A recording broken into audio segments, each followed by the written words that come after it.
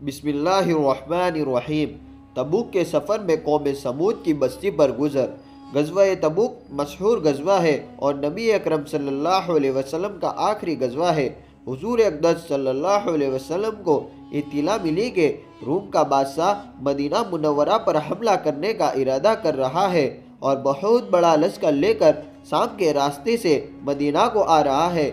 इस खबर पर 5 रजब सन हिजरी 9 मनसम्मा को नबी अकरम सल्लल्लाहु अलैहि वसल्लम उसके मुकाबला के लिए मदीना तैयबा से रवाना हो गए। चूँकि ज़माना सख्त गर्मी का था और मुकाबला भी सख्त था, इसलिए हुज़ूर अक़दस सल्लल्लाहु अलैहि वसल्लम ने साफ ऐलान फरमा दिया था कि रूम के बादशाह से मुकाबले के लिए चलना है, तैयारी कर ली जाए। और हुजूर सल्लल्लाहु अलैहि वसल्लम ने खुद इसके लिए चंदा फरमाना शुरू किया।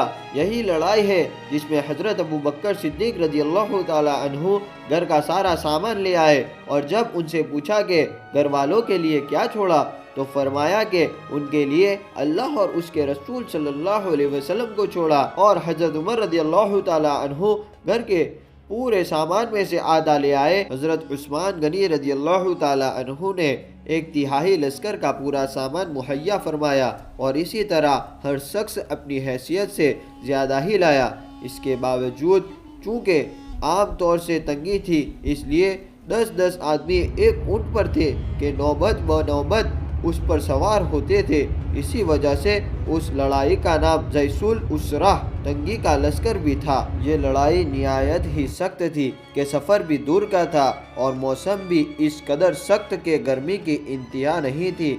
और इसके साथ ही मदीना तैयबा में खजूर के पकने का ज़माना ज़ोर पर था कि सारे बाग बिल्कुल पके हुए खड़े थे और खजूर ही पर मदीना तैयबा वालों की ज़िंदगी का ज़्यादा दारोमदार था कि साल भर की रोज़ी का जमा करने का गोया यही ज़माना था। इन हालातों में यह वक्त मुसलमानों के लिए निहायत सख्त इम्तिहान का था कि इधर अल्लाह का खौफ, हुजूर सल्लल्लाहु अलैहि वसल्लम का इरशाद जिसकी वजह से बगैर जाए न बनती थी, और दूसरी जानिब यह सारी दिक्कतें के हर दिक्कत मुस्तकिल रोक थी। बिलखुसूस साल भर की मेहनत और पके पकाए दरख्तों का यूँ बेयारो मददगार छोड़ जाना जितना मुश्किल था वह जाहिर है, मगर इस सब के बावजूद अल्लाह का खौफ उन हजरात पर गालिब था। इसलिए बजूज़ मुनाफिकीन और मअज़ूरीन, जिनमें औरतें और बच्चे भी दाखिल थे, और वह लोग भी थे जो बज़रूरत मदीना तैयबा में छोड़े गए या किसी किस्म की सवारी न मिल सकने की वजह से रोते हुए रह गए थे, जिनके बारे में नाजिल हुई। और सब ही हजरात हम रिकाब थे, अलबत्ता 3 हजरात बिला उज़्र के शरीक नहीं थे।